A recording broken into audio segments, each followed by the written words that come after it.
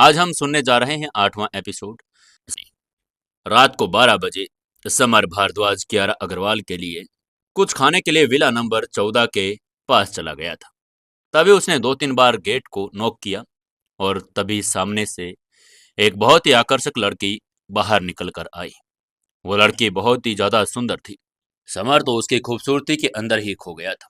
उसे कुछ समझ ही नहीं आ रहा था कि वो अब यहाँ पर क्या लेने आया था। तभी उस लड़की ने उसकी तंद्रा को तोड़ते हुए बड़े ही मोहक मुस्कान के साथ पूछा, हाँ हाँ जी बोलिए, कौन है आप और मैं आपकी क्या मदद कर सकती हूँ, बताइए। वो खिले हुए गुलाब की तरह बिल्कुल नाजुक, लाल और सुगंधित थी। बहुत आकर्षक लग रही थी। उसकी मुस्कान बेहद खूबसूरत थी और मुस्कान के सामने सब कुछ फीका पड़ गया था। वो अप्सरा जैसी थी जो अपनी सुंदरता से ऋषि मुनियों की तपस्या को भी भंग कर दे। अंडरवर्ल्ड के नंबर किंग के रूप में समर ने कई खूबसूरत लड़कियों को देखा था, लेकिन इस मोहक लड़की की खूबसूरती वर्ल्ड में नंबर 1 पर थी। उसकी आंखों की चमक के आगे मिस वर्ल्ड भी कुछ नहीं थी।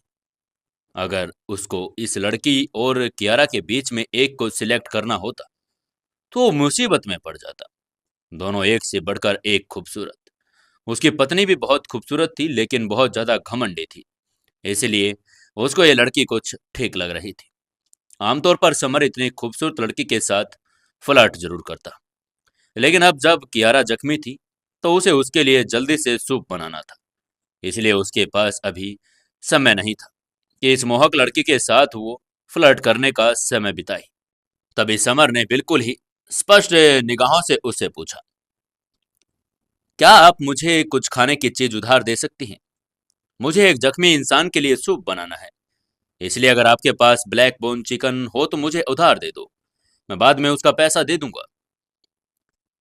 उसने अपने दिल में अपनी भावनाओं को दबा लिया और सीधा सीधा जो सामान लेने आया था वो मांग लिया। समर के चेहरे पर मुस्कान देखकर मोहक लड़की चौंक सी गई। उसकी आंखों में आश्चर्य की झलक आ गई थी। उसे देखकर आदमी लार टपकाता था और इंदौर शहर के सभी अमीर लड़के उसकी खूबसूरती के दीवाने थे। लेकिन इस आदमी को उसकी खूबसूरती से कोई फर्क ही नहीं पड़ रहा था। इससे उसकी जिज्ञासा जागृत हो गई थी कि आखिरकार यह आदमी है कौन। तभी कि एक आदमी जो उसकी खूबसूरती के जाल में फंस नहीं पाया। वो एक जैंट पांडा से भी दुर्लभ था।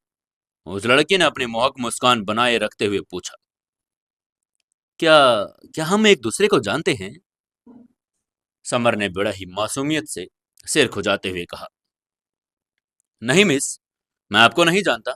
इनफैक्ट हम दोनों पहली बार मिल रहे हैं। समर की बात सुनकर वो लड़की और भी ज्यादा हैरान हो गई। उसने हैरान होते हुए कहा, अगर हम एक दूसरे को नहीं जानते तो फिर मैं तुम्हें उधार कैसे दे सकती हूँ? तभी समर ने भी पूछा, तो फिर क्या हुआ, जान पहचान अभी कर लेते हैं। और ये कहते हुए समर ने अपना हाथ मिलाने के लिए आगे बढ़ाया और बोला, हेलो, मैं समर हूं और आपका नाम क्या है?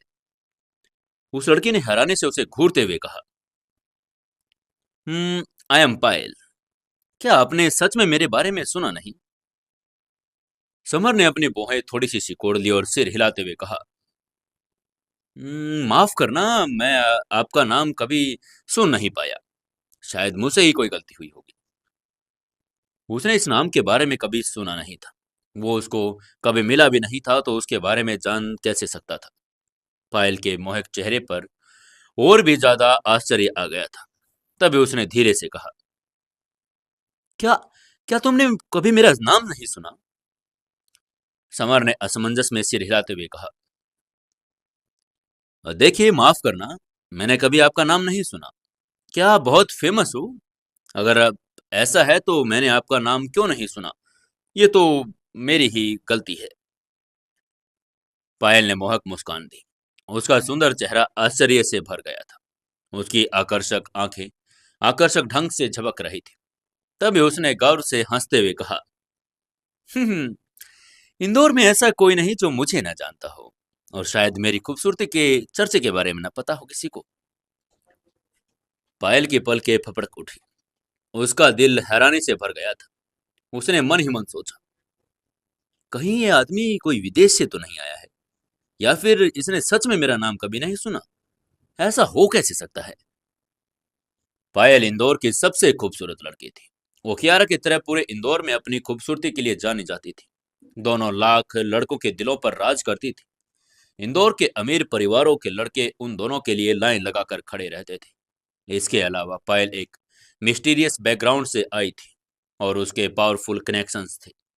पूरे इंदौर शहर के अमीर और पावरफुल परिवार उसका सम्मान करते थे। कुछ लोग तो उससे डरते भी थे। कुछ लोग तो ये भी कहते थे कि वो पायल को ऑफेंड करने की बजाय इंदौर के मेयर को ऑफेंड करना पसंद करेंगे। अगर वो मेयर को ऑफेंड करते हैं तो जिंदा रहेंगे, ज्यादा प्रॉब्लम होगी तो वो इंदौर छोड़कर दूसरे शहर में चले जाएंगे। इससे वो कम से कम जिंदा तो रह पाएंगे। लेकिन यदि उन्होंने पायल को ऑफेंड किया तो पूरे शहर में तो क्या पूरी दुनिया में उनके लिए जगह नहीं बचेगी। इससे पता चलता था कि पायल पावरफुल बैकग्राउंड से थी और वो पूरी दुनिया को कवर करते थे। समर ने उससे एक बार और फिर पूछा, मिस, क्या मुझे बता सकती हैं कि आप मुझे चिकन उधार दे रही या नहीं? पायल ने मुस्कुराते हुए कहा, हाँ हाँ दे रही हूँ, बल्कि दे सकती हूँ। लेकिन आपको पहले अपने बारे में बताना होगा। आप क्या करते हैं और कहाँ रहते हैं? मैंने आपको निपानिया पैलेस में कभी देखा नहीं पहले। समर ने हल्के से मुस्कुराते हुए जवाब दिया, मिस, मैं आपके बगल वाले विला में ही रहता हूँ। मैं अग्रवाल इंडस्ट्रीज में एक सेल्समैन हूँ।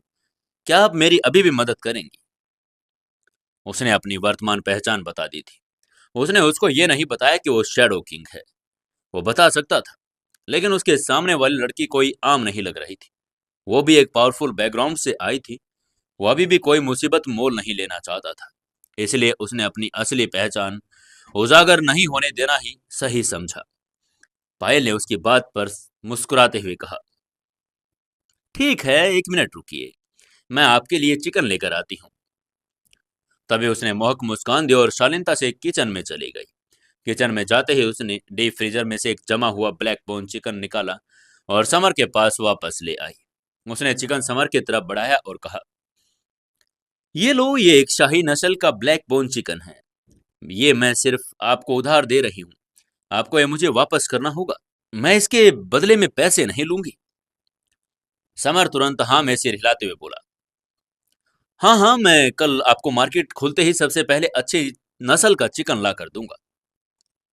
उसकी बात सुनते ही पायल ने आकर्षक ढंग से मुस्कुराकर अपने नाजुक पीले हाथों से ब्लैक बोन चिकन समर को थमा दिया। जब समर ने सुना कि इस शाही नस्ल का ब्लैक बोन चिकन है तो समर की आंखें चमक उठी। पूरे देश में ब्लैक बोन चिकन की यही नस्ल सबसे अच्छी नस्ल थी।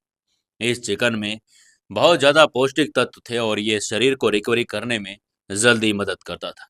प्राचीन समय में शाही नस्ल का ब्लैक बोन चिकन एक सामान था जिसका आनंद केवल महान सम्राट ही ले सकते थे। महान सम्राटों को ब्लैक बोन चिकन सूप बहुत पसंद आता था। इससे उनका शरीर बेहद स्वस्थ रहता था और वो लंबे समय तक शासन कर सकते थे। शाही नस्ल के ब्लैक बोन चिकन की संख्या भी बहुत कम थी, इसलिए वो रेयर था तो महंगा भी था। इंदौर में सिर्फ एक दो परिवार ही इसे अपने कनेक्शन से ले पाते थे। आम नागरिक तो इसकी खुशबू भी नहीं ले पा रहे थे। समर को उम्मीद नहीं थी कि हवेली नंबर 14 के रहने वाली आकर्षक लड़की शाही नस्ल के ब्लैक बोन चिकन तक पहुंच सकती है। बेशक उसके कनेक्शन बहुत पावरफुल थे, लेकिन अब तो उसे अपनी पत्नी को सूप बनाना था, इसलिए उसने उस लड़की का बैकग्राउंड जानने में कोई दिलचस्पी नहीं ली। समर ने चिकन अपने हाथ में लिया, उसका शुक्रिया अदा करते हुए बोला, थैंक यू मिस, मैं आपका उधार जल्द ही चुका दूंगा। और ये कहते हुए वो ब्लैक बोन चिकन लेकर वहां से चला गया। एक पल में वो अंधेरे में गायब हो गया। पायल ने उसको जाता हुआ देखकर मुस्कुराते हुए मन ही मन कहा, वाह, इंटरेस्टिंग, ये इंसान बहुत इंटरेस्टिंग है। आधी रात को ब्लैक बोन चिकन उधार मांगता फिर रहा है। उसने अपने मोहक मुस्कान के साथ दरवाजा बंद किया और मुड़कर अपने कमरे में चली गई। दोनों की पहली मुलाकात ब्लैक बोन चिकन से शुरू हो गई थी। समर वापस विला नंबर 13 में आ गया। ब्लैक बोन चिकन को बर्तन में डाल दिया और उसने पानी डाला, चूल्हा चालू किया और उसे धीमी आंच पर पकाना शुरू किया। 1 घंटे के बाद बर्तन से एक तेज स्वादिष्ट खुशबू निकली। ब्लैक बोन चिकन बिल्कुल तैयार हो चुका था। समर ने ब्लैक बोन चिकन सूप को ट्रे में रखकर कियारा के बेडरूम में ले गया। बेडरूम में पहुंचते ही समर ने मुस्कुराते हुए कहा, हनी, ये देखो, मैं तुम्हारे लिए ब्लैक बोन चिकन सूप बना कर लाया हूँ। जल्दी से इसे पी लो तो तुम्हें एनर्जी मिलेगी और तुम जल्दी ठीक हो जाओगी। ये कहते हुए उसने सूप का कटोरा कियारा के मुंह के पास रख दिया। जैसे ही सूप की खुशबू कियारा की नाक तक पहुंची तो उसका चेहरा खुशी से चमक उठा। उसने कटोरे को भरपूर खुशबू को सूंघा और मुस्कुराते हुए कहा, वाह, कितनी अच्छी सुगंध आ रही है इस सूप में। मुझे तो इसकी खुशबू से ही बहुत अच्छा लग रहा है। हाउसकीपर माया भी अक्सर ब्लैक बोन चिकन सूप बनाया करती थी, लेकिन वो कभी भी इतना ज्यादा सुगंधित नहीं होता था। उसने एक चम्मच लिया। सुगंधित सूप को मिठास की झलक थी और ये स्वादिष्ट था। एक पल में उसने सूप का पूरा कटोरा खत्म कर दिया। कियारा ने अपने होठ चाटे और उसका चेहरा आसानी हैरानी से भर गया। तभी उसने समर से पूछा, हम्म आपको ये ब्लैक बोन चिकन कहाँ मिला? ये इतना स्वादिष्ट कैसे है? हमारी हाउसकीपर माया भी इतना स्वादिष्ट सूप नहीं बना पाई कभी। जैसे उसने माया का नाम लिया तो उसे कुछ याद आया कि उसकी हैरानी और ज्यादा बढ़ गई। वो जानता था कि हाउसकीपर घर पर नहीं और किचन में खाना भी नहीं है। समर ने ब्लैक बोन चिकन सूप आखिरकार बनाया कैसे? इसके अलावा वो सवाल से समझ सकती थी कि यह कोई साधारण ब्लैक बोन चिकन नहीं था। ये हाईब्रिड ब्लैक बोन चिकन था। समर ने हल्के से मुस्कुराते हुए कहा, मैंने ये ब्लैक बोन चिकन किसी से उधार लिया है। ये शाही नस्ल का ब्लैक बोन चिकन था। शरीर के लिए बहुत ज्यादा पौष्टिक होता है। क्यारा ने उसकी बात को फिर दोहराया, हम्म शाही नस्ल का ब्लैक बोन चिकन? उसकी आंखें आश्चर्य से भर गई थी। उसने शाही नस्ल ब्लैक बोन चिकन के बारे में सुना था। इसे इंडिया में सिर्फ हायर क्लास के लोग इस्तेमाल करते थे। इतना कीमती था कि कियारा ने भी इससे पहले कभी चखा नहीं था। लेकिन निपानिया पैलेस में डीप कनेक्शन और स्ट्रॉन्ग बैकग्राउंड वाले कई लोग रहते थे। ये आश्चर्य की बात नहीं होगी कि अगर इनमें से किसी के पास शाही नस्ल का ब्लैक बोन चिकन आ गया हो और उसे ने समर को उधार भी दे दिया हो। वो बिल्कुल एक्साइटेड हो गई थी कि समर ने ब्लैक बोन चिकन किससे उधार लिया। यह वास्तव में बिल्कुल प्रसिद्ध शाही नस्ल का ब्लैक बोन चिकन था। तभी समर ने उससे पूछा, हनी, क्या हुआ, तुम्हें अच्छा लग रहा है या नहीं? क्या शरीर में कुछ एनर्जी महसूस हुई? तभी कियारा ने खुशी से चहकते हुए कहा, वाह, बहुत अच्छा लगा मुझे ये। मुझे बहुत अच्छा महसूस भी हो रहा है। ये ब्लैक बोन चिकन सूप बहुत बढ़िया है। समर ने अपना मुंह खोलते हुए कहा, बेशक, क्योंकि ये ब्लैक बोन चिकन शाही नस्ल का है ना, इसीलिए। ब्लैक बोन चिकन का पोषण मूल्य बहुत अधिक था। यह आयरन की पूर्ति कर सकता था, शरीर को पोषण दे सकता है। यह इंसान को इतना जल्दी बूढ़े भी नहीं होने देता। उसने कड़ी मेहनत की थी और इसे घंटों तक पकाया था, लेकिन उसने एक भी घूंट नहीं लिया था। कियारा ने उसे पूरा पी लिया था। कियारा ने उसका शुक्रिया अदा करते हुए कहा, थैंक यू डियर, मेरा इतना ख्याल रखने के लिए। समर ने मुस्कुराते हुए कहा, मैं तुम्हारा हस्बैंड हूँ। तुम्हारा ख्याल रखना मेरा फर्ज है। हम्म। कियारा ने बस ही कहा। उसका दिल गर्मजोशी से भर गया था। जब से वो छोटी थी, उसे लड़कों से नफरत थी और उनसे बातचीत करना भी पसंद उसे था नहीं। इस वजह से वो अब तक उसका एक भी बॉयफ्रेंड या कोई फ्रेंड भी नहीं बना था। वो हमेशा ही लड़कों से दूर रहती थी, लेकिन वो अपने सामने वाले लड़के के करीब जाना चाहती थी। शायद वो इसीलिए, क्योंकि समर ने उसकी जान बचाई थी। उसने अपने मन में बुदबुदाया, नहीं, नहीं कियारा, अपने इमोशंस पर कंट्रोल रख यार। अगर तू उसकी तरफ खुद ही झुकेगी तो ये तुम्हारे बारे में क्या सोचेगा आखिरकार? ये सोचते हुए वो वापस बिस्तर पर लेट गई। तभी समर ने उसे कंबल उड़ाया और हल्के से मुस्कुराते हुए कहा, हनी, तुम अब आराम करो। तुम्हें बिल्कुल चिंता करने की या डरने की जरूरत नहीं। मैं यहाँ तुम्हारे पास ही बैठा हूँ। कियारा ने उसको मुस्कुराते हुए कहा, आप भी तो थोड़ा आराम कर लीजिए, ऐसे तो आपको थकान हो जाएगी। समर ने उसकी बात पर मुस्कुराते हुए कियारा के सिर पर हाथ फिराया और कहा, कोई बात नहीं हनी, मैं बिल्कुल ठीक हूँ। तुम मेरी चिंता मत करो, सो जाओ आराम से। कियारा ने उसके बाद कोई बहस नहीं की। चुपचाप उसने अपनी आंखें बंद कर ली। समर उसके बगल में लगे सोफे पर बैठ गया। तभी उसको ध्यान आया कि आज कियारा उसको तुम नहीं बल्कि आप कहकर बुला रही थी। वो उसकी इज्जत करने लगी थी। इसके बारे में सोचते हुए उसके चेहरे पर मुस्कान आ ही गई थी। अगली सुबह सूरज की पहली किरण खिड़की से छनकर कमरे के अंदर जैसे ही आई, समर अभी भी सोफे पर बैठा कियारा की तरफ ही देख रहा था। तभी उसने देखा कि कियारा ने धीरे से अपनी आंखें खोल ली थी। कियारा की आंखें खोलते हुए देखकर समर ने उससे बड़े ही प्यार से पूछा, तुम जाग गई हनी? अब तुम्हें कैसा लग रहा है? तुम ठीक तो हो? कियारा एक सामान्य लड़की थी, पॉइजनस स्पाइडर के खतरनाक हमले के डर से, और समर को डर था कि कहीं कियारा के यहाँ और उसके दिमाग पर बुरा असर न पड़ा हो। कियारा ने हल्के से मुस्कुराते हुए जवाब दिया, हाँ फाइन। ब्लैक चिकन सूप ने बहुत अच्छा असर किया, मैं एनर्जेटिक फील कर रही हूँ। उसको लगा था कि उसका शरीर ऊर्जा से भरा हुआ है। वो जानती थी कि वो केवल ब्लैक चिकन की वजह से इतनी जल्दी ठीक हो रही है। भले ही उसने अपनी ऊर्जा वापस पा ली हो, लेकिन कल के प्रभाव के कारण उसके माथे पर एक चोट थी। सूप की वजह से वो जल्दी ही हील हो रहा था, लेकिन चोट बहुत बड़ी थी, इसलिए वो जानती थी कि 1 या 2 दिन का टाइम तो उसे भरने में लगेगा ही। वहीं कियारा की बात सुनने के बाद समर ने चिंता बंद कर दी। जब उसकी पत्नी ठीक है तो तब उसके लिए चिंता की कोई जरूरत थी भी नहीं। तभी कियारा ने अपने चोटिल माथे को छूते हुए धीरे से कहा, डियर, मेरे माथे पर चोट लगने के कारण मैं बहुत बदसूरत लग रही हूँ, इसलिए मैं एक दिन आराम करना चाहती हूँ और कल ऑफिस जाऊंगी, आज नहीं। समर ने थोड़ा मुस्कुराते हुए कहा, ओके ठीक है, तुम आज आराम कर लो, मैं भी तुम्हारे साथ घर पर ही रहूंगा। और उसने घर पर ही रहकर कियारा का ध्यान रखने का फैसला कर लिया था।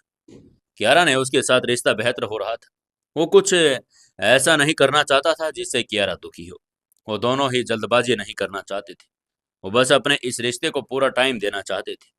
जहां तक डिवोर्स की बात थी, समर ने अभी इसके बारे में सोचा भी नहीं था, क्योंकि टाइगर किंग अभी भी इंदौर में था। वो कभी भी कियारा को अपना निशाना बना सकता था।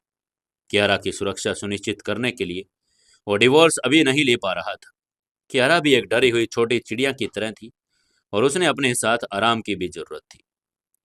डिंग डिंग डिंग, दोनों की बातें हो ही रही थी कि कियारा का फोन बजने लगा। उसने अपना फोन निकाला और देखा कि उसके फादर का फोन था। उसके चेहरे के भाव अचानक बदल गए। उसने अपने पिता के साथ अच्छे रिश्ते थे नहीं, बल्कि दोनों के अक्सर इस बात को लेकर लड़ाई होती थी कि उसके पिता की एक दूसरी पत्नी थी, और उससे कियारा एक का भाई भी था। कियारा ने बेमन से फोन उठाया, हल्के से पूछा, अब आपको मेरी क्या जरूरत पड़ गई?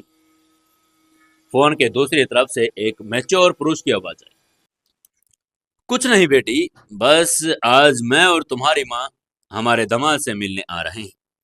क्या तुम दोनों घर पर ही हो? कियारा ने जब सुना कि उसके फादर यहाँ घर पर आना चाहते हैं, तो उसने सीधा मना करते हुए कहा,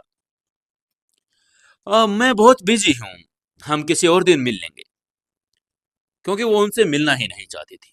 जब से वो छोटी थी तो उसके पिता कभी उसकी परवाह नहीं करते थे, लेकिन अब जब वो उससे मिलना चाहते थे तो वो किससे मजाक कर रहे थे। ये झूठ था कि पिता उससे मिलना आना चाहते थे।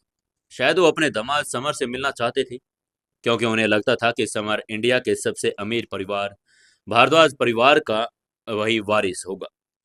तभी उसके पिता ने कहा, ठीक है, मैं तो ये कह रहा था कि तुम्हारी माँ तुमसे मिलना चाहती है। अगर यकीन न हो तो ये लो, अपनी माँ से ही बात कर लो। वो आदमी साफ तौर पर जानता था कि कियारा की अपनी बेटी को उसे पसंद नहीं करती, इसलिए उसने फोन अपनी पत्नी को दे दिया। कियारा अब अपनी माँ के कुछ कहने का इंतजार कर ही रही थी। तभी फोन के दूसरी तरफ से एक दया भरी हुई आवाज आई, कियारा, आज तुम्हारे पापा और मैं तुमसे हमारे दामाद से मिलना चाहते हैं, इसलिए हम आ रहे हैं। बस तुम अब कोई बहस नहीं करोगी, प्लीज। यह आवाज सुनकर कियारा की आंखों में आंसू आ गए। यह उसकी माँ की आवाज थी, क्योंकि उसके पिता एक बेटा चाहते थे और उसकी माँ ने एक बेटे को जन्म दे दिया था। फिर वो दुर्भाग्य से बीमार हो गई। उन्होंने अपनी माँ बनने की शक्ति भी खो दी थी।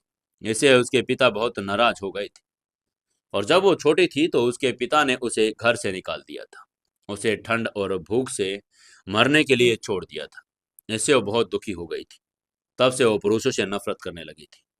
उसका ठंडा बिहेवियर बता रहा था, और वो छोटी थी, और जब कियारा भूख से मरने वाली थी तो उसकी माँ ने उसे खाना और पानी दिया।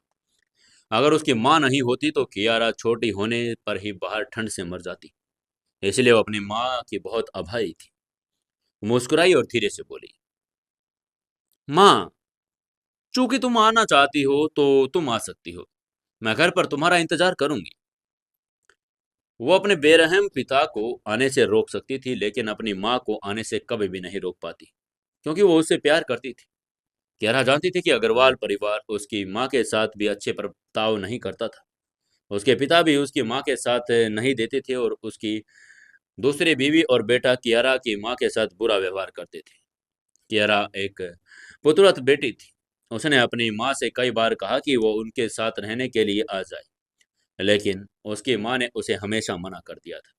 उसकी माँ अभी भी उसके बेरहम पिता से अलग नहीं हो पा रही थी। तभी उसकी माँ ने दूसरी तरफ से कहा, ओके ठीक है कियारा, हम थोड़ी देर में आ जाएंगे। उनकी आवाज़ सुनकर बहुत ज़्यादा एक्साइटेड लग रही थी। फिर उन्होंने फ़ोन रख दिया। जैसे उन्होंने फ़ोन रखा, समर ने उसको परेशान होकर धीरे से पूछा, हनी, क्या हुआ? तुम इतनी परेशान क्यों लग रही हो? क्या परेशानी है, मुझे बताओ, मैं तुम्हारा साथ दूंगा। कियारा ने जबरदस्ती मुस्कुराते हुए समर की बात का जवाब दिया, नहीं नहीं, ऐसी कोई बात नहीं है। आज मेरी मोम डैड आ रहे हैं। अब मुझे तो चोटें लगी है, इसलिए आपको ही स्वागत की तैयारी करनी पड़ेगी। समर ने हैरानी होते हुए कहा, क्या तुम्हारे मोम डैड आ रहे हैं? कियारा ने उसकी बात को स्पष्ट करते हुए कहा, हाँ, आपको ग्रोसरी शॉपिंग भी करनी पड़ेगी। अभी घर पर कुछ खाने के लिए भी नहीं है, इसलिए आपको नाश्ते पाने के लिए ग्रोसरी शॉपिंग के लिए जाना पड़ेगा। उसकी बात सुनने के बाद समर ने अपने हाथ रगड़े और शर्मिंदगी से कहा, हनी, जैसा तुम जानती हो मुझे अभी सैलरी नहीं मिली, इसलिए मेरे पास पैसे नहीं है। इसलिए तुम्हें ही मुझे कुछ पैसे देने होंगे, तो ही मैं ग्रोसरी शॉपिंग कर पाऊंगा। वो महान शैडो किंग तो था, लेकिन अब वो एक लड़की से पैसे मांग रहा था, और वो भी अपनी ही पत्नी से। इसे उसको बहुत शर्म भी आ रही थी और दुख भी हो रहा था। उसकी बात सुनकर कियारा ने अपना बैग उठाया, उसमें से एक डेबिट कार्ड निकाला और समर की तरफ बढ़ाते हुए बोले, कोई बात नहीं, आप ये कार्ड ले जाओ, जो भी बिल बनेगा इससे पे कर देना। और ये कहते हुए उसने समर को एक कार्ड थमा दिया। समर ने भी कार्ड लिया और कहा, ठीक है, हाँ नहीं, तुम आराम करो, मैं अभी सामान लेकर आ जाऊंगा। वो घर से बाहर निकल गया और वॉलमार्ट की तरफ चला गया। वॉलमार्ट दुनिया की सबसे बड़ी चैन सुविधा स्टोर थी, और इस एक स्टोर में ही सब कुछ मिल जाता था। वो कुछ ही देर में स्टोर पर पहुंच गया। स्टोर पर जाते ही उसने एक ब्रेड, चिकन, मसाले, कुछ सब्जियां, दो बोतल व्हाइट वाइन और रेड वाइन खरीद ली। उसने ज़्यादा टाइम वेस्ट नहीं किया और जल्दी से सारा सामान इकट्ठा किया। बिल पे करने के बाद जल्दी से विला की वापस आ गया। जब उसने दरवाज़ा खोला तो उसने देखा एक आदमी, एक औरत सोफे पर बैठे हुए थे। वो आदमी 40 साल का था। उस आदमी ने एक ब्रांडेड सूट पहना हुआ था। उसके पास रोलेक्स की घड़ी थी, वो साफ सुथरा था और उसका शरीर थोड़ा सा मोटा था। समर उसको सुंदर चेहरे से ही बता सकता था कि वो एक जवान तो था और बहुत हैंडसम लग रहा होगा। उसके बगल में बैठी एक औरत कुछ हद तक कियारा जैसी ही लग रही थी। उन दोनों का चेहरा बिल्कुल गोल था और उनकी भौहें पतली थी। वो कियारा से थोड़ी बड़ी थी। वो अधेड़ उम्र की औरत थी, बहुत ही गरिमामयी, और उसका व्यवहार बहुत अच्छा था। उस आदमी का नाम शिवराज था और औरत का नाम अलिश्का। ये दोनों कियारा के माता पिता यानी समर के सास ससुर थे। समर को अंदर आते देखकर शिवराज खड़ा हो गया और तुरंत बोला, समर, तुम वापस आ गए। भले ही वो समर का ससुर था, लेकिन फिर भी वो समर से नजरें नहीं मिला पा रहा था, क्योंकि समर भारद्वाज परिवार का बेटा था। उसका सामाजिक स्तर बहुत ऊंचा था। तभी समर ने उनका अभिवादन करते हुए कहा, ससुर जी, ससुर माँ, आप लोग आ गए हैं। अब बस 1 मिनट रुकिए, मैं अभी आपके लिए चाय नाश्ते का बंदोबस्त करता हूँ। और ये कहते हुए वो सीधा किचन की ओर चला गया। तभी शिवराज ने भौहें सिकोड़ते हुए उससे कहा, समर, तुम खाना क्यों बना रहे हो? तुम भारद्वाज परिवार से हो, तुम किचन में खाना कैसे बना सकते हो? तुम बैठो, चाय नाश्ता कियारा बना लेगी। वैसे भी ये काम कियारा का ही है। लेकिन समर ने शिवराज की बात को नकारते हुए कहा, इट्स ओके, कोई बात नहीं, मैं खाना बना सकता हूँ, और अपने ही घर पर काम करने में क्या शी शर्म। वैसे भी कियारा की तबीयत ठीक नहीं है, तो मैं खाना बना दूं, इसमें कोई भी गलत बात नहीं। और उसके बाद वो किचन में चला गया। खाना बनाना उसने शुरू कर दिया। जब वो अफ्रीका में था तो वो रेगिस्तान में रहता था और अक्सर अपने लिए खाना बनाता था, इसलिए वो खाना बनाने में काफी अच्छा था। आधे घंटे बाद स्वादिष्ट भोजन उसने बना लिया था। टेबल पर कुछ 8 उसने चीजें बनाकर रख दी थी। 2 तरह के सूप, चिकन, मछली के साथ साथ 4 सब्जियां। वेजिटेबल सूप और चिकन सूप भोजन में दुनिया के सभी स्वाद शामिल कर दिए थे, जिसे देखते ही किसी को भी भूख लग जाए। खाने की मेज पर इतने स्वादिष्ट खाना देखकर शिवराज ने समर की तारीफ करते हुए कहा, समर, हमें नहीं पता था कि तुम भी खाना बना सकते हो। ये इतना आसान भी नहीं है। उनकी आंखें आश्चर्य से भर गई थी।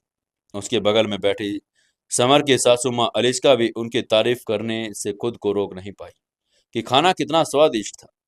शुरुआत में अलिस्का थोड़ी चिंतित थी। उसे डर था कि उसके दामाद का उसकी बेटी के साथ अच्छा रिश्ता नहीं होगा और वो उसके लिए खाना नहीं बनाएगा। उसकी बेटी का पति भारद्वाज परिवार का उत्तराधिकारी था। अगर वो अपनी पत्नी के लिए खाना भी नहीं बनाता तो भी वो बिल्कुल अच्छा होता, क्योंकि उसे कभी कोई कुछ कह नहीं सकता था।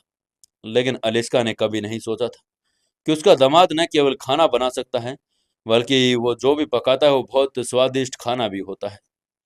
एक माँ के रूप में वो हमेशा चाहती थी कि उसकी बेटी को शादी एक ऐसे ही परिवार में हो और जो सब कुछ जानते हो। समर ने न सिर्फ उसके अरमानों को पूरा किया, बल्कि वो उसकी सोच से भी ज्यादा अच्छा था।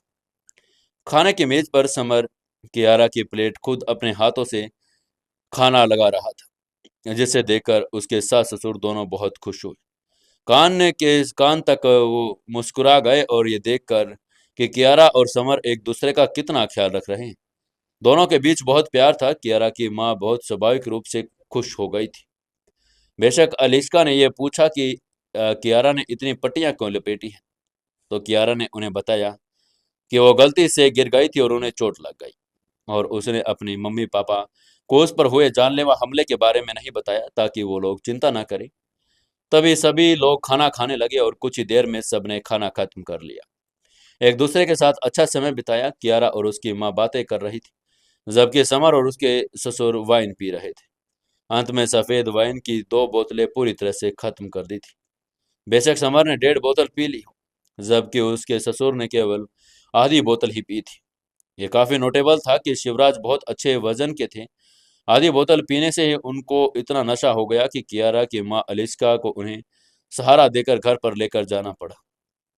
जाने से पहले शिवराज ने समर से कहा कि उसे अपने परिवार को यह बात बतानी है कि अग्रवाल इंडस्ट्रीज का ध्यान रखे। समर का परिवार भारद्वाज परिवार, आज उनके आने का ये मेन मुद्दा यही था कि समर ने कुछ जवाब नहीं दिया, बस हाँ में सिर हिला दिया। शिवराज के जाने के बाद कियारा ने समर से कहा, डियर, मेरे पापा बहुत लालची हैं। आप उनकी कितनी भी मदद क्यों ना कर दो, आपकी मदद से अग्रवाल इंडस्ट्रीज इंडिया की नंबर 1 इंडस्ट्री क्यों ना बन जाए, तो वे वो आपका शुक्रिया अदा तक नहीं करेंगे। वो बस आपको बरगलाएंगे हमेशा के लिए। वो बहुत अच्छी तरह से जानती थी कि उसके पिता लोगों के साथ कैसा व्यवहार करना चाहिए, सब उनको आता था। उसके पिता की नज़र में मुनाफा हमेशा सबसे इम्पोर्टेंट चीज होती है।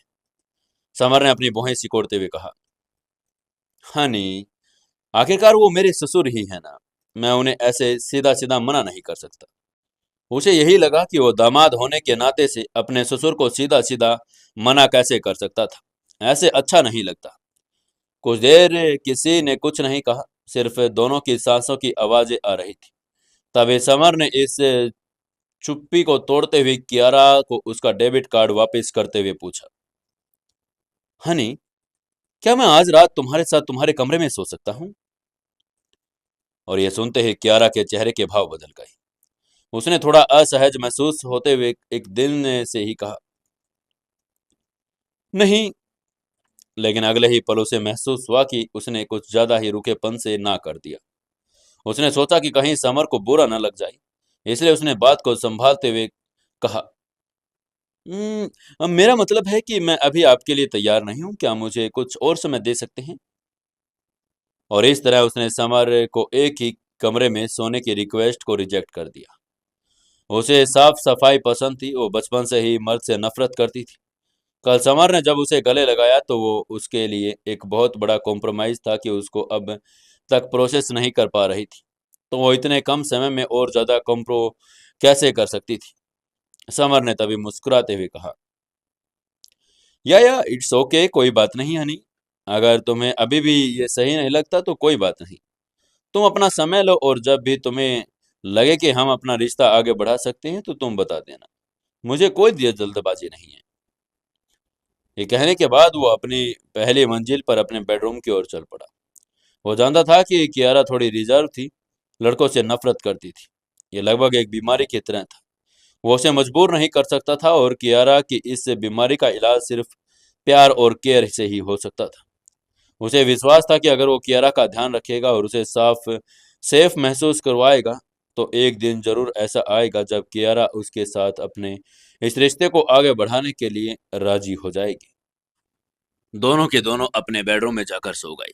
अगले सुबह जब सूरज निकला और सुबह जल्दी उठने वाले पक्षी शाखाओं पर चहचहा रहे थे। आज मौसम बहुत अच्छा था। समर जल्दी से उठा और जैसे ही लिविंग रूम में उसने वहां पर देखा, एक कप दूध और एक प्लेट ब्रेड बटर रखा हुआ था। साथ ही वहां पर बैंक कार्ड और एक कागज की पर्ची भी थी। कागज की पर्ची पर लिखा हुआ था, डियर, मैं ऑफिस जा रही हूँ।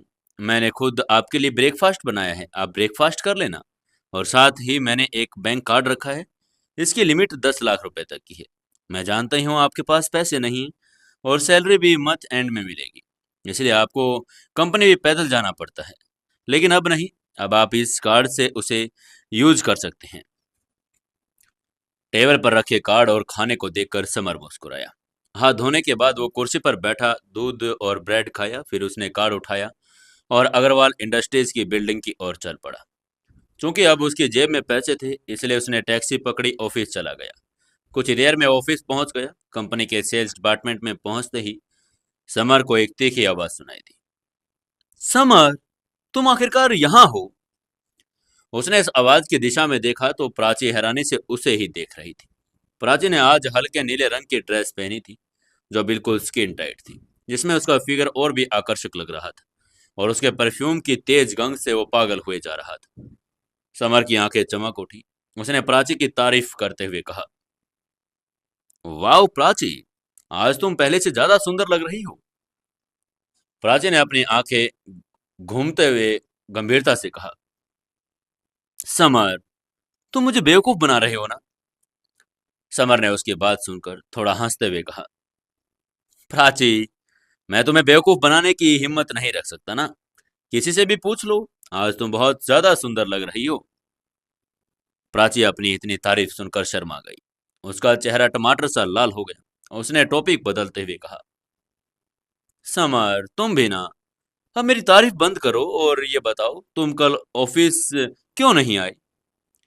समर ने मुस्कुराते हुए कहा, प्राची, मुझे कल बहुत जरूरी काम था, जिसकी वजह से मैं बहुत बिजी हो गया और इसलिए नहीं आ सका।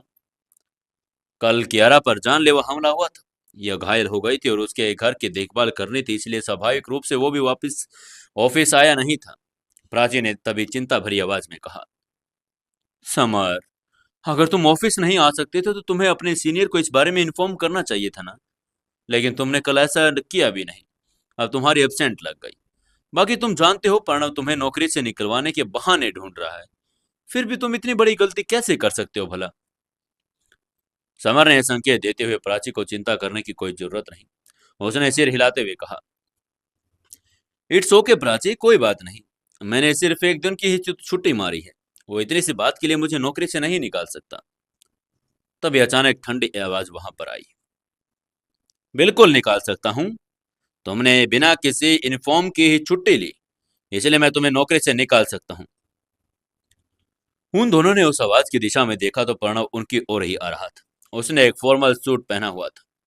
समर ने भौहें सिकोड़ते हुए कहा, मैनेजर प्रणव, मैंने सिर्फ एक दिन की छुट्टी ली है।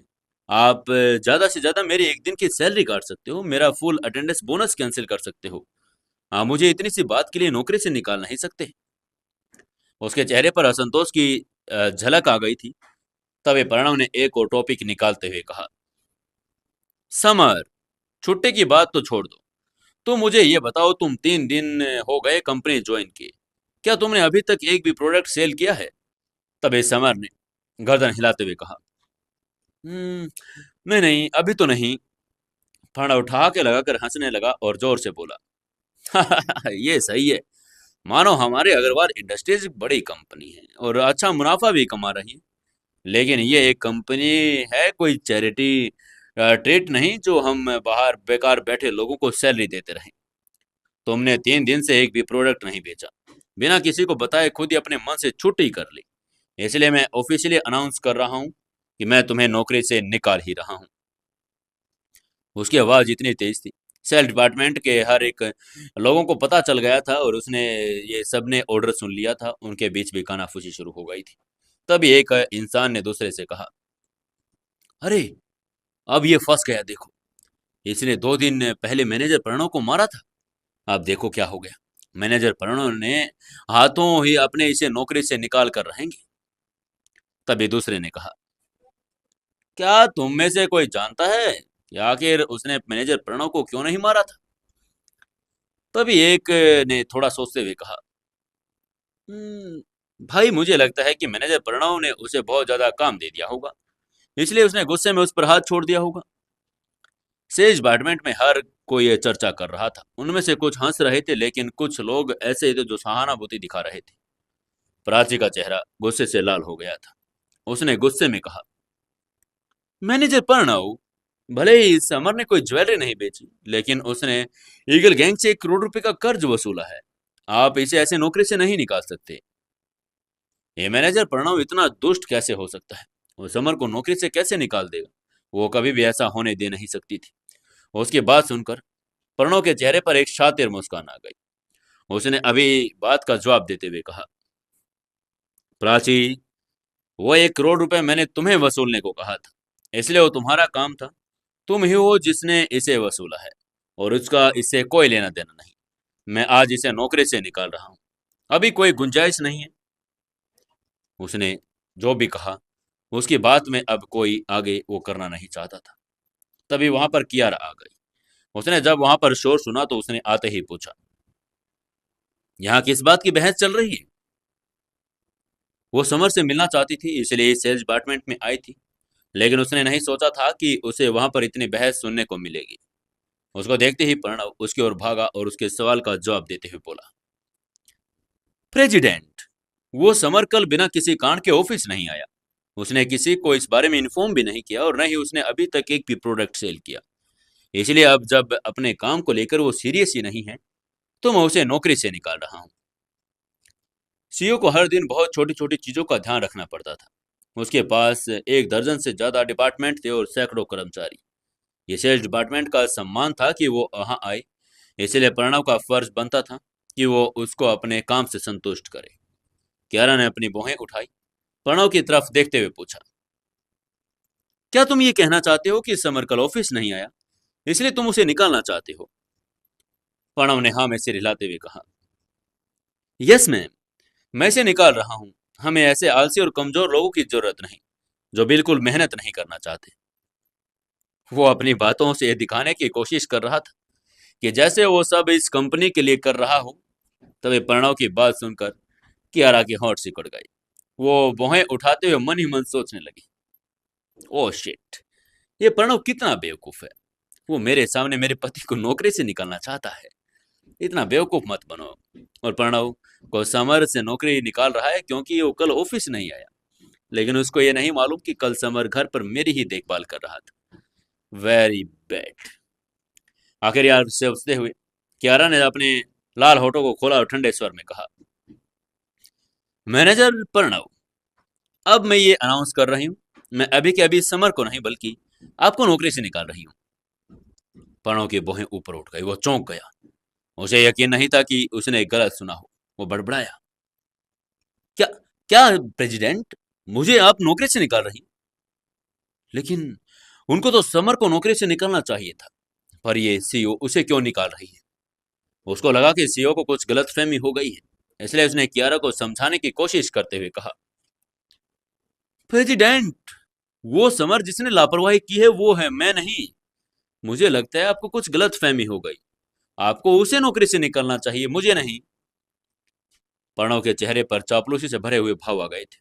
वो सिर्फ छोटा सा सेल्स मैनेजर था और कुछ भी नहीं। और स्वाभाविक रूप से उसे कंपनी के सीईओ को खुश करना था, इसलिए वो चापलूसी भी कर रहा था।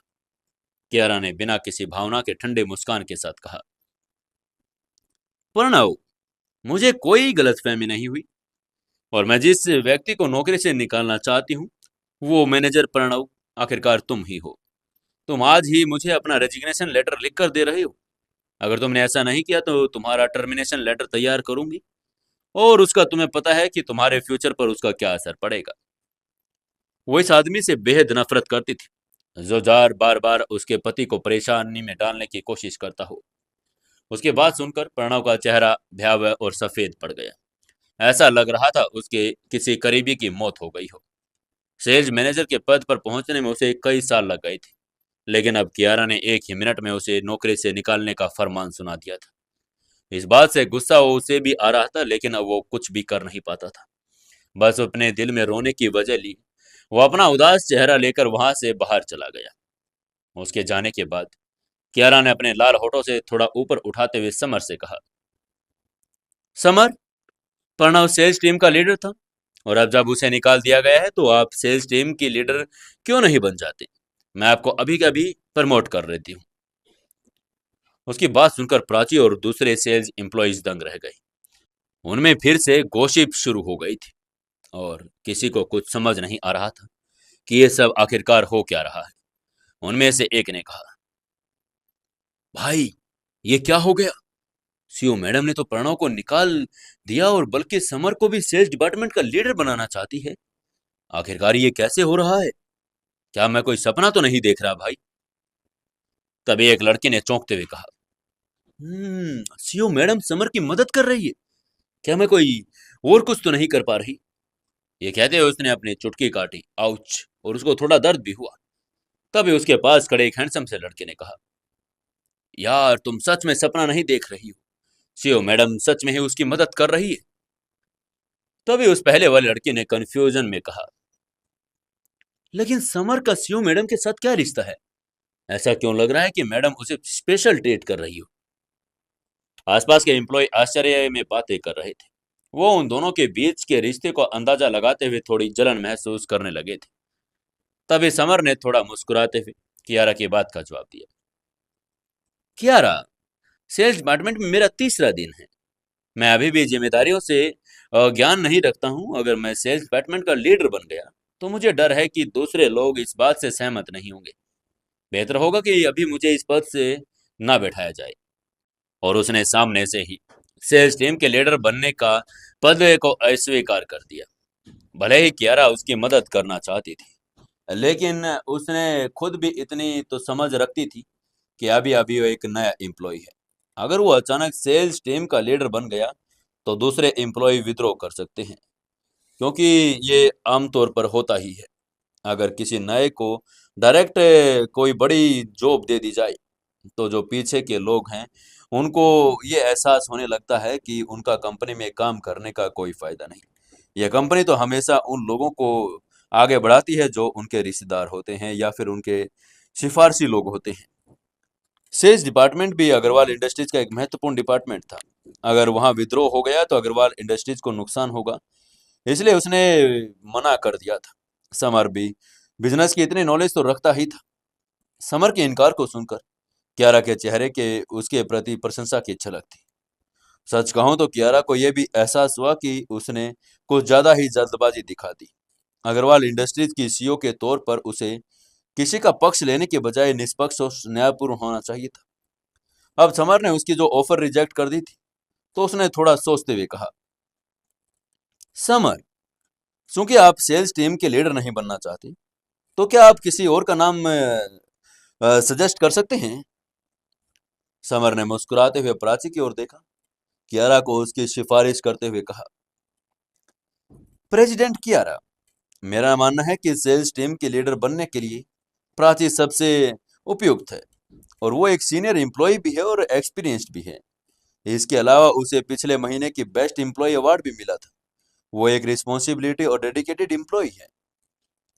जब से वो अग्रवाल इंडस्ट्रीज में आया था दो लोगों ने ही उसकी सबसे ज्यादा मदद की थी। एक हीरा थी और दूसरी प्राची। हीरा पहले से ही सेल्स डिपार्टमेंट की डायरेक्टर थी और वो उसकी मदद करने के लिए ज्यादा कुछ कर नहीं सकता था। दूसरी केवल एक साधारण एम्प्लॉय थी। वो उसका बदला चुकाने के लिए दयालुता दिखा सकता था, इसलिए उसने सोचते हुए कहा था।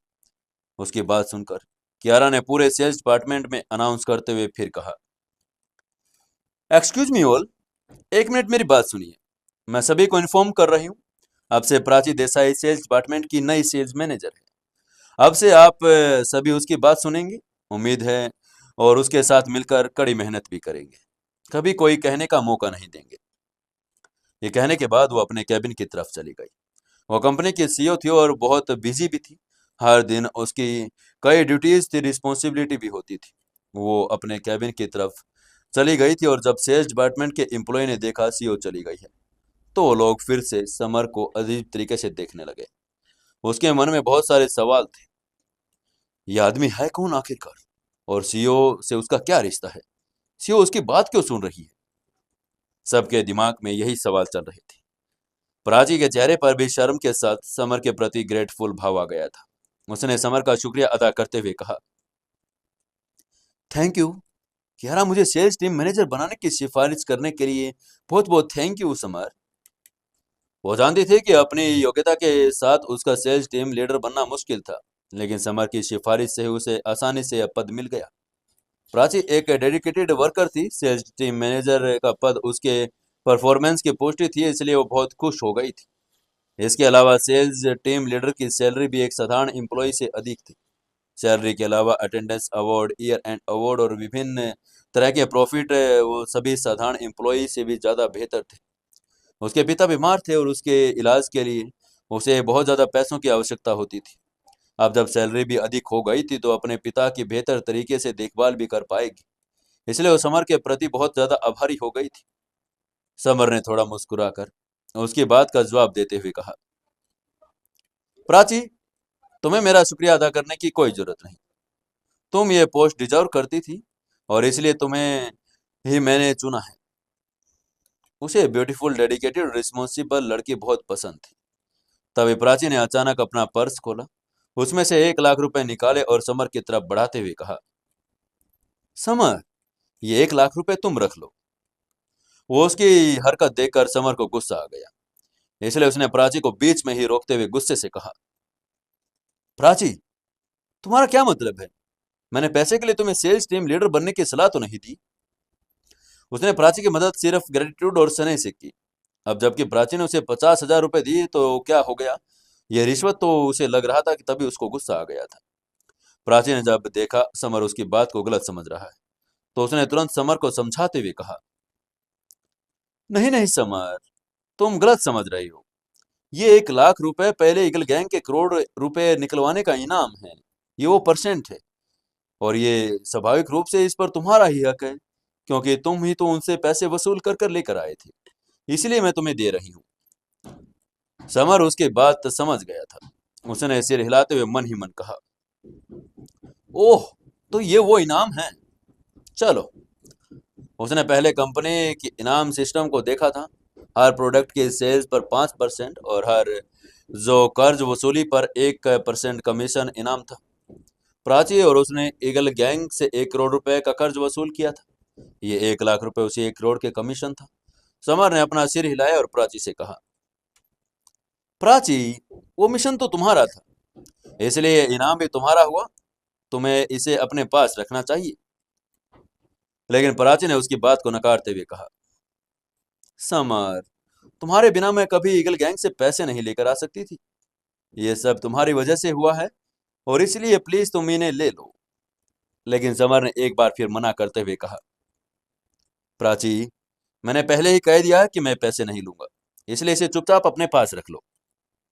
प्राची ने जब देखा समर उसकी बात मानने नहीं वाला था, तो उसने नाराज होते हुए कहा, समर, अगर तुम इसे नहीं रखोगे तो मैं भी नहीं रखूंगी। अब जब समर ने देखा कि प्राची एक भी नहीं सुन रही, तो उसने थोड़ा सोचते हुए कहा, ठीक है, चलो एक काम कर लेते हैं। अगर तुम नहीं मान रही तो हम दोनों इन पैसों का आधा आधा कर लेते हैं और आधा आधा रखेंगे। उसने हल्के से मुस्कुराते हुए 1 लाख रुपए की गद्दी से 2 हिस्सों में उसको बांट दिया और 50,000 रुपए प्राची को थमा दिए। 50,000 रुपए अपनी जेब में डाल लिए। प्राची ने 50,000 रुपए भी लेने से मना कर दिया था, लेकिन समर के जबरदस्ती करने पर उसने वो पैसे ले ही लिए थे। कहना चाहिए कि एक नेक और अच्छी वो लड़की है। अगर कोई और लड़की होती तो वो 1 लाख कभी भी समर को न देती। 50,000 लेने के बाद उसने मुस्कुराते हुए कहा, समर, आज हमने 50,000 रुपए कमाए, इसलिए चलो शाम को ऑफिस टाइम के बाद पार्टी करते हैं। समर ने सिर हिलाया और पूछा, ठीक है, तो बताओ कहाँ जाना है। प्राची ने मुस्कुराते हुए कहा, हम सिल्वर डायमंड क्लब में जाएंगे। उसकी बात पर समर ने सहमति में सिर हिला दिया और काम के बाद उसके साथ सिल्वर डायमंड के कैरोके के लिए जाने के लिए फैसला कर लिया। इधर दोनों पार्टी का प्लान बना रहे थे, वहीं उधर प्रणव के चेहरे पर उदासी छाई हुई थी। वो कंपनी से निकलकर सीधा ईगल गैंग के अड्डे पर चला गया। वो ढाबे पर जाकर सीधा ईगल गैंग के सरगना बख्तावर से जाकर मिला। बख्तावर ने उससे पूछा, ओह, हाँ बताओ, तुम यहाँ क्या आए हो, क्या काम है तुम्हें। प्रणव ने अपनी जेब से एक नोटों की गड्डी निकाली, बख्तावर के सामने रखते हुए धीमी आवाज में कहा, बख्तावर भाई, मैं चाहता हूं कि आप किसी को मेरे लिए पीटे। मैं इसके लिए आपको मुंह मांगी कीमत दूंगा। उसकी बात सुनकर बख्तावर ने हल्के से मुस्कुराते हुए कहा, हाँ ठीक है, पहले तुम बताओ वो आखिरकार है कौन। प्रणव ने दांत पीसते हुए कहा, उसका नाम समर है और आज रात वो सिल्वर डायमंड क्लब में होगा। वहां पहुंचने के बाद मैं आपको उसकी पल पल की खबर देता रहूंगा। उसका चेहरा बिल्कुल घृणा से भर गया था। भले ही उसे सेल्स डिपार्टमेंट से निकाल दिया गया था, फिर भी उसके डिपार्टमेंट में बहुत कनेक्शन और जासूस थे। जब सेल्स डिपार्टमेंट के कर्मचारी ने प्रणव को मैसेज किया और प्राची और समर आज रात कैरोके के लिए सिल्वर डायमंड क्लब जा रहे हैं, तो उसने बदला लेने के लिए समर को सबक सिखाने का मन बना लिया था। समर को इस बात का अंदाजा नहीं था कि वो उससे बदला लेने का प्लान बना रहा होगा। इधर कंपनी में समर और प्राची तो आराम से अपने अपने काम में लग गए। काम करते करते उनको पता ही नहीं चला कि कब दिन बीत गया, ऑफिस से निकलने का समय हो गया था। प्राची ने अपने मासूम चेहरे पर खुशी से मुस्कुराकर बिखेरते हुए कहा, समर, चलो हमारी ड्यूटी का टाइम खत्म हो गया, अब हमें सिल्वर डायमंड क्लब में जाना चाहिए। और ये कहते हुए उसने अपनी हाई हील्स पहन ली। उसने हल्का मेकअप किया हुआ था, हल्के नीले रंग की ड्रेस पहनी थी जिसमें वो बहुत ज्यादा सुंदर लग रही थी। उसने इस अवसर के लिए खास तौर पर कपड़े पहने थे और वो बहुत ज्यादा खूबसूरत लग रही थी। समर ने हाँ में सिर हिलाया और कहा, हाँ हाँ ठीक है, और उसके साथ से डिपार्टमेंट से बाहर चला गया। अब जब वो पहली मंजिल के सिक्योरिटी डिपार्टमेंट के सामने से गुजरे तो समर की नजर मोटे रोहन पर पड़ी। मोटा रोहन भी उसको देख रहा था और वो समर के पास आया और जल्दी से उसने पूछा, समर भाई, तुम मुझे ट्रीट कब दे रहे हो यार, तुमने मुझसे वादा किया था। समर मुस्कुराया और बोला, कब का क्या मतलब यार, जब भी तुम फ्री हो तो बता देना, तुम्हें तुम्हारी ट्रीट मिल जाएगी।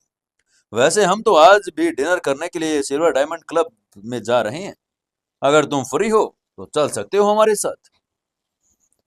उसे उस मोटे आदमी का ठीक से शुक्रिया अदा करना था, क्योंकि आखिर उसने ही उसको बाइक उधार दी थी और उसका बहुत बड़ा उपकार किया था। रोहन ने अपना मोटा गला साफ किया और प्राची की तरफ देखते हुए एक बड़ी सी मुस्कान के साथ कहा, हम्म, मुझे एक ब्यूटीफुल लड़की के साथ खाना खाने को मिलेगा। मैं अभी फ्री हूँ, चलो मैं भी आप लोगों के साथ चलता हूँ। उसे खाना पीना पसंद था, लेकिन उसने अभी अभी अपनी नौकरी शुरू की थी और उसे अभी सैलरी नहीं मिली थी। वो खुश था कि कोई उसके पास अच्छा खाना खिलाने के लिए लेकर जा रहा था। तभी तीनों कंपनी के बगल में स्थित रिवर सनशाइन होटल की तरफ चलने लगे। सिल्वर डायमंड क्लब 10 मंजिला था और आलीशान ढंग से सजाया गया था।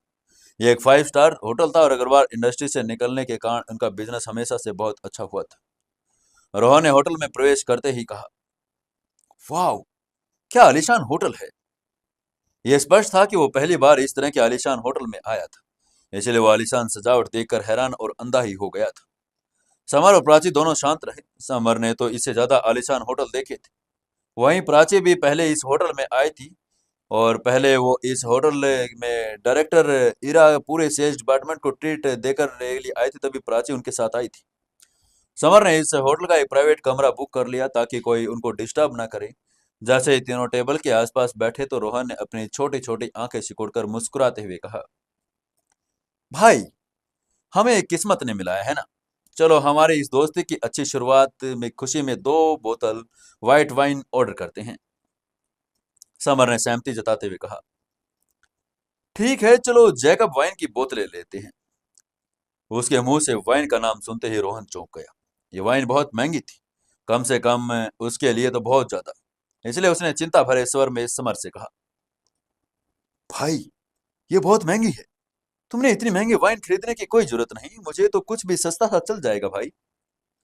उसे चिंता थी कि कहीं बिल के समय समर पैसे न दे पाई, उसको जेल जाना पड़े। समर भी उसकी झिझक का कारण समझ गया था, इसलिए उसने मुस्कुराते हुए कहा, अरे कोई बात नहीं, कंपनी ने आज मुझे 50,000 रुपए का इनाम दिया है, इसलिए पैसों की चिंता मत करो, एंजॉय करने पर ध्यान दो ब्रदर। उसने उदारता दिखाते हुए जैकब की 2 बोतल मंगवाई, जिसे सम्राट के खजाने के रूप में रखा जाता है। वे 52% अल्कोहल से बनी होती है। रोहन, जिससे पहले कभी इतनी महंगी वाइन नहीं पी थी, पीना तो दूर कभी देखी भी नहीं थी, वाइन की बोतलें देखते ही उसकी आंखों में चमक आ गई। लेकिन उसे पता नहीं था कि जब समर विदेश में था तो उसने उससे भी ज्यादा बड़ी महंगी महंगी वाइन पी थी। वो 1-1 लाख रुपए से कम नहीं थी। रोहन ने समर की तरफ बढ़ते हुए कहा, भाई, पहले तुम इस महंगी वाइन को टोस्ट करो। अभी उसकी इतनी महंगी वाइन पीने की हिम्मत नहीं हो रही थी। उसने कांपते हुए हाथ से एक गिलास में वाइन डाली, समर को थमा दी। समर ने हल्के से मुस्कुराया और एक घूंट में उसे खत्म कर दिया। उसको ऐसे ही एक घूंट में वाइन खत्म करता हुआ देखकर रोहन ने उसकी तारीफ करते हुए कहा, वाह भाई, तुम तो एक ही घूंट में पी गए। मैंने सुना था ये वाइन बहुत स्ट्रोंग है, लेकिन तुम तो एक पूरा ग्लास एक ही बार में पी गए। वेरी गुड, बहुत बढ़िया। उसे थम्स अप करने लगा। वो अब एक बड़ा वाइन का ग्लास उसने लिया। एक गिलास में 2 औंस वाइट वाइन आ सकती थी और ये देखकर वो प्रभावित था। समर इसे एक घूंट में पी सकता था, बिना सांस फूले और लाल हुए। पीना और खाना रिश्तों की बेहतर बनाने के लिए सबसे तेज तरीका था। कुछ पीने के बाद रोहन और समर दोनों एक दूसरे के सगे भाई बन गए और हर चीज के बारे में एक दूसरे को बता रहे थे। सिर्फ एक चीज जिसने रोहन को उदास किया, वो थी प्राची। वो उसे बिल्कुल भी बात नहीं कर रही थी, और जब भी बात कर रही थी सिर्फ समर से बातें कर रही थी। जिस तरीके से वो समर को बुलाती थी, उसे उसको थोड़ी थोड़ी जलन होती जा रही थी। रोहन ने उदास होकर अपने मोटे शरीर को देखा और मन ही मन सोचा, यार, ये सभी लड़कियां हमेशा ही हैंडसम लड़के पसंद करती हैं, और तुम जैसे मोटे को कौन पसंद करेगा रे। खाना खाते खाते रोहन वॉशरूम चला गया, और जब वो वापस आया तो उसका चेहरा लाल हो। समर ने रोहन की असामान्यता देखकर पूछा, रोहन भाई, क्या हुआ है। अभी रोहन से बात करने के बाद समर को एहसास हुआ कि रोहन का व्यक्तित्व तो अच्छा था और वो बिल्कुल खुश मिजाज था, लेकिन एकदम से ऐसा क्या हो गया कि वो इतना उदास दिख रहा है। मैं रोहन बोलने ही वाला था कि कमरे का दरवाजा खुल गया। 2 लोग घर से उस प्राइवेट कमरे में घुस गए, और एक आदमी और एक लड़की। लड़की बहुत ही जवान थी, उसकी उम्र 20 के आसपास थी। वो सुंदर थी और उसका फिगर बहुत अच्छा था, लेकिन उसने भारी मेकअप और चमकदार लिपस्टिक लगाई हुई थी। उसने कम कपड़े पहने थे, तेज परफ्यूम भी लगाया हुआ था, और वो आदमी कम से कम 40 साल का होगा।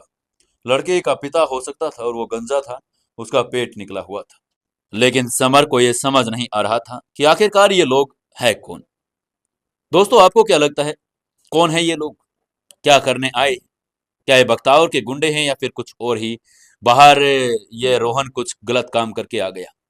क्या होगा आगे कहानी में, जानने के लिए जुड़े रहिए अपने इस कहानी के साथ। दोस्तों, कहानी को ज्यादा से ज्यादा प्यार करें, शेयर करें, कमेंट करते रहें, और जिन्होंने अभी तक चैनल को सब्सक्राइब नहीं किया, जल्दी से चैनल को सब्सक्राइब कर लें।